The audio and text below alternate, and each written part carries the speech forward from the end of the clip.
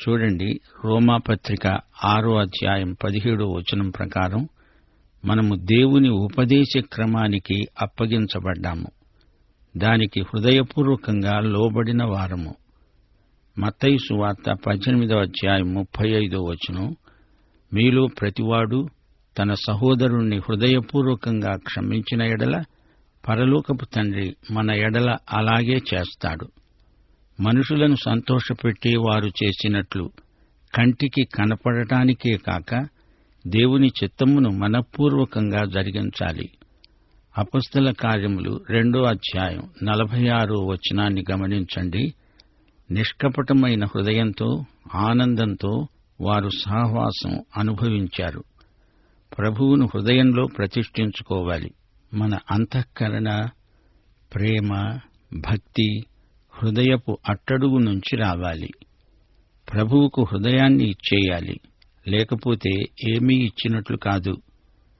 రక్షణానుభూతికి మూలస్థానం నీ హృదయమే. ప్రియ సోదరీ సోదరులారా, గమనించండి, పరిశుద్ధాత్మ మనలో, మన హృదయంలో ఎడతెగకుండా ఉండే సన్నిహిత స్నేహితుడు, పరమోపాధ్యాయుడు.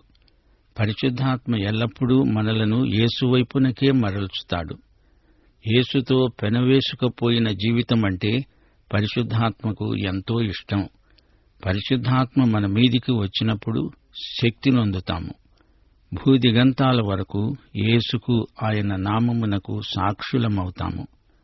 మనం స్వంతగా శక్తిని ఉత్పత్తి చేయలేము. పరిశుద్ధాత్మే శక్తిని ఉత్పాదన చేసే వ్యక్తి. పరిశుద్ధాత్మ శక్తి కాదు, ఆయన వ్యక్తి. ఆత్మ నింపుదల లేకపోతే శక్తిహీనులమై నిరాశా నిస్పృహలకు లోనవుతాము. అపొస్తలుల కార్యములు 1వ అధ్యాయం 8వ వచనం. పాత నిబంధన గ్రంథమంతటిలో ఓ ఆసక్తిదాయకమైన సన్నివేశం 1 సమూయేలు 16వ అధ్యాయం 12, 13 వచనాల్లో ఉంది. అతడు దావీదును పిలిపించి లోనికి తెచ్చాడు.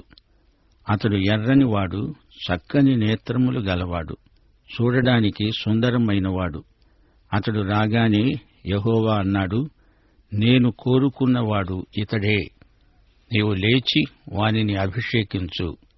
సమూయేలు తైలపు కొమ్ము తీసి వాని సహోదరుల ఎదుట వానికి అభిషేకం చేశాడు. నాటి నుండి యెహోవా ఆత్మ దావీదు మీదికి బలంగా వచ్చింది. అదే దావీదు యోగ్యతాపత్రం. దేవుడు గుర్తించిన యోగ్యతాపత్రం ఇది. యెషయా గ్రంథం 58వ అధ్యాయం 11వ వచనం మా శ్రోతలతో పంచుకోగోరుతాము. యెహోవా నిత్యము నిన్ను నడిపిస్తాడు. క్షామకాలమున ఆయన నిన్ను తృప్తిపరచి నీ ఎముకలను బలపరుస్తాడు.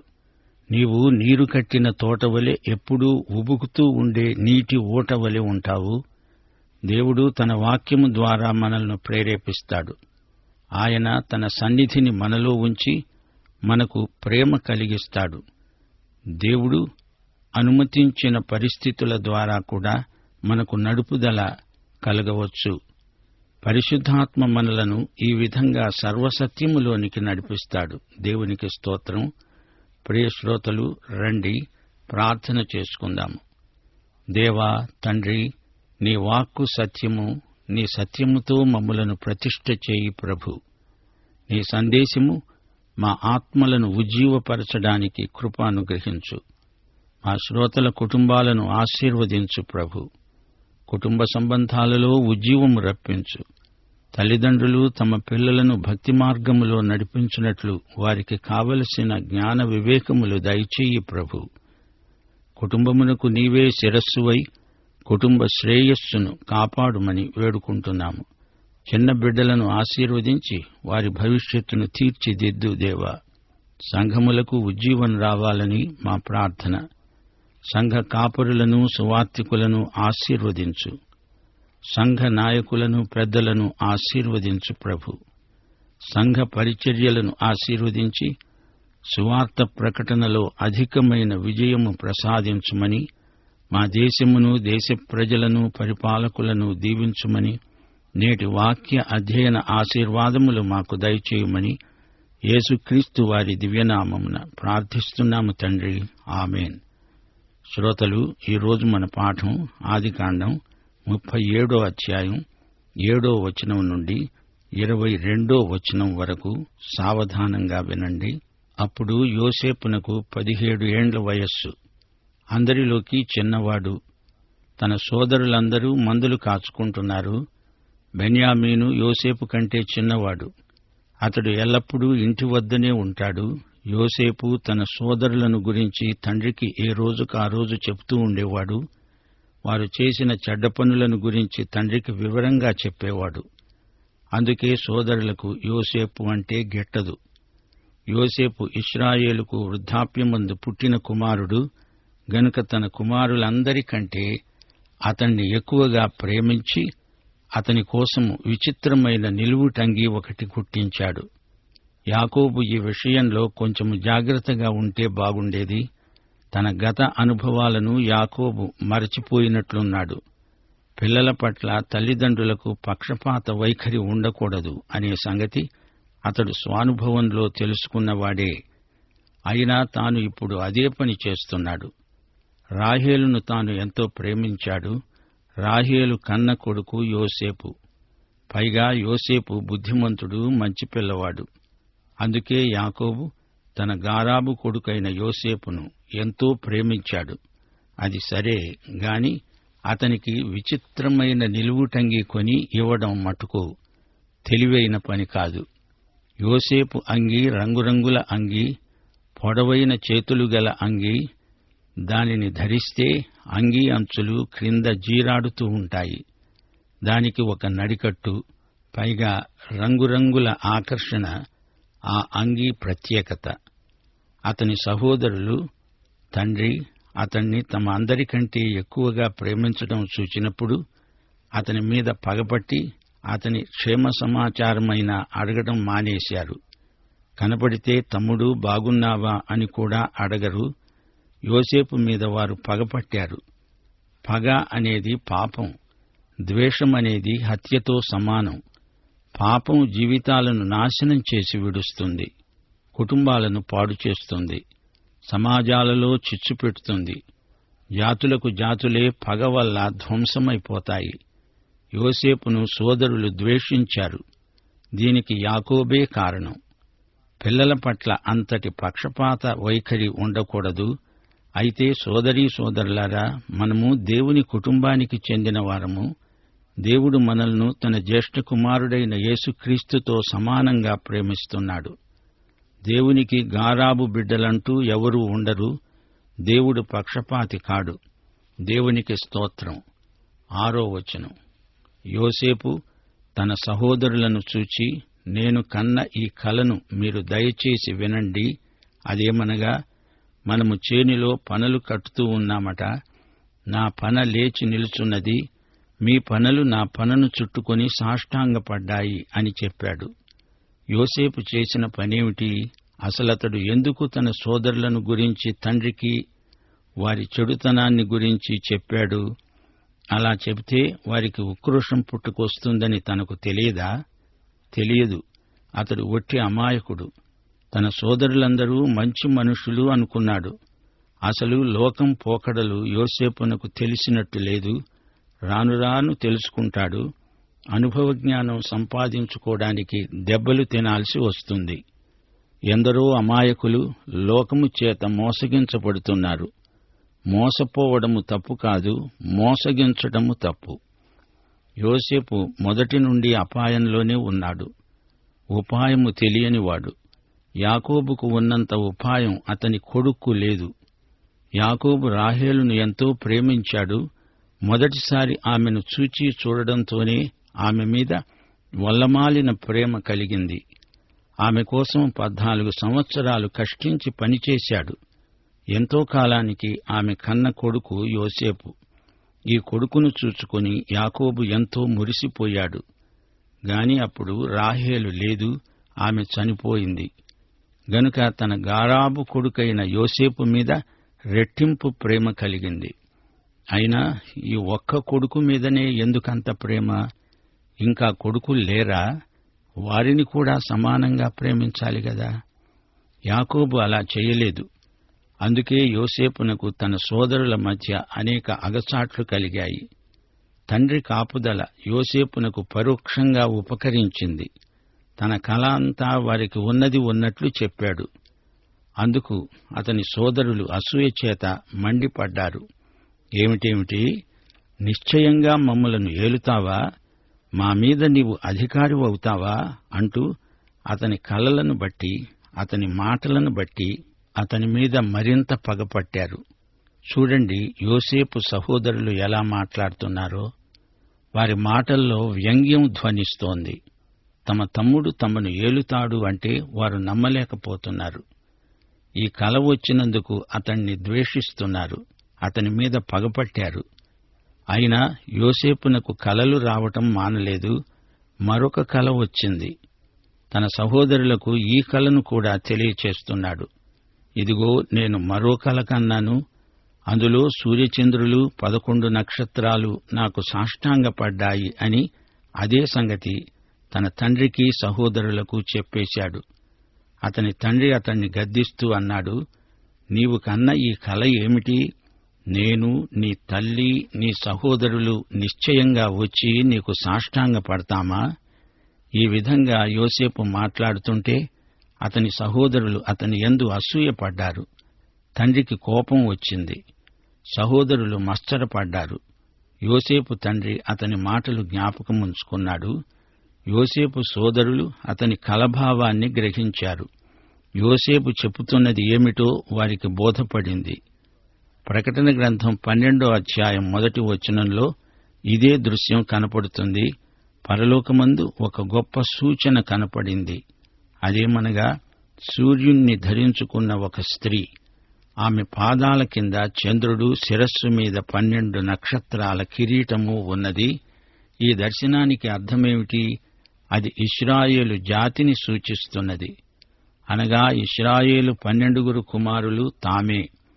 తమ తమ్ముడే తమ అందరిపైన ఏలి కావటము వారికి మింగుడు పడని మాత్ర.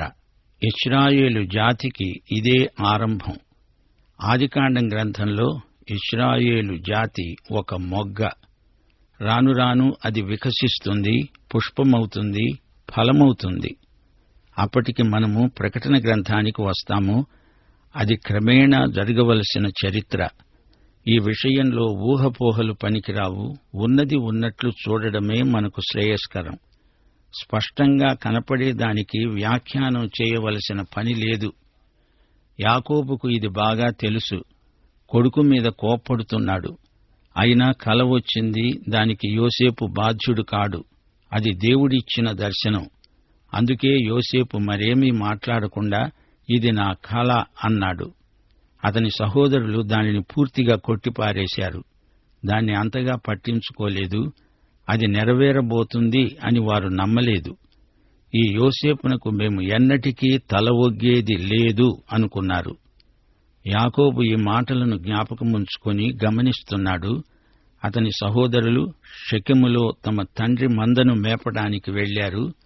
అప్పుడు ఇశ్రాయేలు యోసేపును చూచి అన్నాడు, నీ సహోదరులు షెకెములో మంద మేపుతున్నారు. నిన్ను వారి వద్దకు పంపుతాను, రా.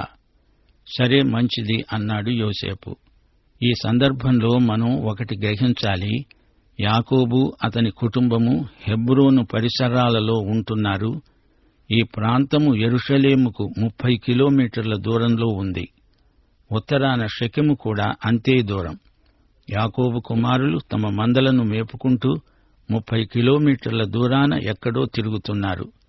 వారి దగ్గరికి వెళ్లమంటే తండ్రి మాటకు ఎదురు చెప్పకుండా సరే వెళుతాను అన్నాడు. యోసేపు తన తండ్రికి ఎంతో విధేయుడు. యాకోబు అన్నాడు, నీవు వెళ్లి నీ సహోదరుల క్షేమమును మంద క్షేమమును తెలుసుకొని నాకు వర్తమానము తేవాలి. యాకోబు హెబ్రోను లోయలో నుండి అతణ్ణి పంపాడు. అతడు షెకెముకు వచ్చాడు.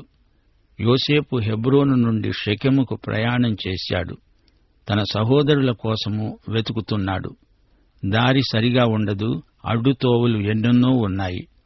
తన సహోదరులు ఎక్కడ ఉన్నారో కనుక్కోవడం కష్టమైపోయింది. అతడు పొలములో అటూ ఇటూ తిరుగుతూ ఉంటే ఒక మనుష్యుడు అతణ్ణి చూచి, నీవేమి వెతుకుతున్నావు అని అడిగాడు. అతడన్నాడు, నేను నా సహోదరుల కోసం వెతుకుతున్నాను. వారు ఎక్కడ మందను మేపుతున్నారో దయచేసి నాకు చెప్తావా? అందుకు ఆ మనుష్యుడన్నాడు, వారు ఇక్కడి నుండి ముందుకు సాగి వెళ్లారు. దోతానుకు వెళుదాము రండి అని వారు చెప్పుకుంటూ ఉంటే విన్నాను. అప్పుడు యోసేపు తన సహోదరుల కోసము వెళ్లి దోతానులో వారిని కనుగొన్నాడు. దోతాను ఉత్తర షెకెము ప్రాంతాలలో ఉన్నది. ఎస్గ్రేలన్ లోయ దగ్గర ఉంది. యోసేపు సోదరులు తమ మందలను తోలుకుంటూ అటువైపే వెళ్లారు. ఎట్టకేలకు యోసేపు వారిని కనుగొన్నాడు. అతడు దగ్గరికి రాకమునుపు వారు దూరము నుండే అతణ్ణి చూచి అతణ్ణి చంపడానికి దురాలోచన చేశారు. వారు ఒకరితో ఒకరు మాట్లాడుకుంటూ అనుకొన్నారు, ఇడుగో, ఈ కలలు గనేవాడు వస్తున్నాడు.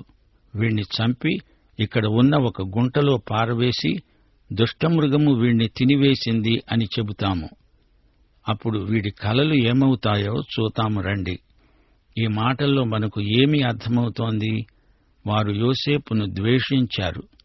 వారిప్పుడు ఇంటి నుండి 150 కిలోమీటర్ల దూరంలో ఉన్నారు. వారిలో వారు కూడబలుక్కున్నారు. వీణ్ణి చంపుదాము, వీడి కలలు కల్లలైపోతాయి. ఏవేవో కలలు తెచ్చి మనకు చెప్పకుండా వీడికి తగిన శాస్తి చేతాం. సోదరీ సోదరులారా, ఈ కథను ఇక్కడ ఆపుదాము. యోసేపు జీవితానికి యేసు ప్రభువుకు ఉన్న పోలికలు కొన్ని మీ దృష్టికి తేగోరుతాము. వీటిని మీరు ఎన్నడూ మరిచిపోకండి. 1. యోసేపు పుట్టుక ప్రార్థనకు జవాబు. గొడ్రాలు కన్నది. అలాగే యేసు ప్రభువు కన్యకకు జన్మించాడు. అద్భుతమైన పుట్టుక. 2. యోసేపు తండ్రి ఎంతో ప్రేమించాడు. అలాగే దేవుడు తన కుమారుడైన యేసుక్రీస్తును ఎంతగానో ప్రేమించి, ఇడుగో నా ప్రియకుమారుడు, ఈయన యందు నేను ఆనందిస్తున్నాను అన్నాడు. 3. యోసేపునకు రంగురంగుల అంగీ ఉన్నది. దానిని బట్టి అతడు మిగతా వారి నుండి ప్రత్యేకించబడ్డాడు. అలాగే యేసుక్రీస్తు కూడా పాపుల నుండి ప్రత్యేకింపబడిన దేవనరుడు. 4. యోసేపు తన కలభావము చెబుతూ తాను సోదరులందరిపైన ఉండి పరిపాలిస్తాను అన్నాడు. అలాగే యేసుక్రీస్తు తాను మెస్సీయాను అని చెప్పినప్పుడు అందరూ ఆయనను ఎగతాళి చేశారు. అలాగే యోసేపు మాటలకు సోదరులు వేళాకోళం చేశారు. యేసుక్రీస్తును సిలువ వేసి ఆ సిలువ మీద యూదులకు రాజైన యేసు అనే విలాసము పెట్టడంలో వారి అపహాస్యము ధ్వనిస్తుంది. కాని అదే నిజమైంది. 5. యోసేపు తన తండ్రి చేత సహోదరుల వద్దకు పంపబడ్డాడు. అలాగే యేసు తన స్వకీయుల వద్దకు, ఇశ్రాయేలీయులలో నశించిన తన గొర్రెల వద్దకు మొదట వచ్చాడు. యోసేపును నిష్కారణంగా అతని సహోదరులు ద్వేషించారు. అలాగే యేసుక్రీస్తును కూడా ఎట్టి కారణము లేకుండానే వారందరూ ద్వేషించారు. సరే, ఇప్పుడు మన ప్రస్తుత కథలోకి వద్దాము. యోసేపు తన సహోదరుల వద్దకు వస్తున్నాడు. అతన్ని చంపడానికి వారు కుట్రాలోచన చేస్తున్నారు. యోసేపు నిలువుటంగీ, రంగురంగుల అంగీ, పొడుగాటి చేతులు, అలాంటి అంగీని రాజకుమారులు ధరిస్తారు. యోసేపు సహోదరులలో చిన్నవాడైనా ఎవరికీ లేని ఆధిక్యం అతనికి ఉంది అని ఈ రంగురంగుల అంగీ సూచిస్తున్నది. అందుకే సోదరులకు ఇతని మీద అసూయ, కక్ష, ద్వేషము పుట్టుకొస్తున్నాయి. చివరికి సోదరుణ్ణి హత్య చేయడానికి పూనుకున్నారు. అయితే రూబేను వారి మాటలు విని అన్నాడు, మనము వాణ్ణి చంపకూడదు. రూబేను యోసేపును వారి చేతులలో పడకుండా కాపాడాడు. వారి బారి నుండి అతణ్ణి విడిపించాడు. రూబేను తన సోదరులలో జ్యేష్ఠుడు అయినప్పటికీ తన జ్యేష్ఠత్వాన్ని పోగొట్టుకున్నాడు. అయినా ఇక్కడ మంచి సలహా ఇస్తున్నాడు. ఇతరుల కంటే కొంచెము మంచి మనస్సు, విచక్షణ ఉన్నట్లు కనపడుతోంది. రూబేను గనక అడ్డుపడి ఉండకపోతే వారందరూ ఒక్కుమ్మడిగా పడి యోసేపును చంపి ఉండేవారే. రూబేను అతని తండ్రికి అతణ్ణి అప్పగించడానికి వారి చేతులలో పడకుండా అతణ్ణి విడిపించాలని వారితో అన్నాడు. రక్తము చిందించవద్దు, అతనికి హాని ఏమీ చేయవద్దు. అడవిలో ఉన్న ఈ గుంటలో అతణ్ణి పడతోయండి. రూబేను ఆలోచించాడు, యోసేపును వీరు గుంటలో పడవేసిన తరువాత తాను వచ్చి గుంటలో నుండి యోసేపును బయటికి తీసి ఇంటికి వెళ్లి అతన్ని తండ్రికి అప్పగిస్తాను అనుకున్నాడు. యోసేపు తన సహోదరుల వద్దకు వచ్చినప్పుడు వారు యోసేపు అంగీని, అనగా అతడు తొడుక్కొని ఉన్న ఆ విచిత్రమైన నిలువుటంగీని తీసివేసి అతన్ని పట్టుకొని ఆ గుంటలో పడవేశారు. శ్రోతలు గమనించారా? యోసేపు యేసుక్రీస్తుకు ముందు గుర్తు అన్నాము గదా. యోసేపు మనస్సు ఎలాంటిదో గ్రహించారా? యేసుక్రీస్తుకు ఉన్న మనస్సు కూడా అలాంటిదే. ఆయన ఏ పాపమూ ఎరుగనివాడు. ఆయన లోకములో అనేక మంది పాపముల నిమిత్తమై ప్రాయశ్చిత్తార్థ బలిగా శిలువ మీద ప్రాణం పెట్టినవాడు. యేసుక్రీస్తు మనస్సు ఎల్లప్పుడూ తనను తాను తగ్గించుకునే మనస్సు. ఎవరిని ఏ విధంగానూ ఆయన ద్వేషించలేదు. ఆయన ఎవరినైనా గద్దించినా ప్రేమపూర్వకంగా గద్దించాడు. యేసుక్రీస్తు మనస్సు మనము కలిగి ఉండాలని అపొస్తలుడైన పౌలు మనల్ని హెచ్చరించాడు. యేసుక్రీస్తు మనస్సులో మనము నేర్చుకునే 3 ముఖ్యమైన విషయాలున్నాయి. మనము ఇతరుల కంటే ఎక్కువ అని కాదు, మనల్ని మనము తగ్గించుకుంటాము. రెండోది, మనము ఎంత తగ్గించుకుంటామో దేవుడు మనల్ని అంత హెచ్చిస్తాడు. మూడోది, మనము ఒకానొక రోజున హెచ్చించబడతాము. ఆ విషయాన్ని అందరికీ చెప్పి మనము వారికంటే మనము గొప్ప అనేటట్లు మాట్లాడకూడదు. కాని వాస్తవం అదే. యేసుక్రీస్తు పరలోకములో తన తండ్రితో సమానమైన అంతస్తు గలవాడు. అది విడిచిపెట్టకూడని భాగ్యమని అనుకొనలేదు.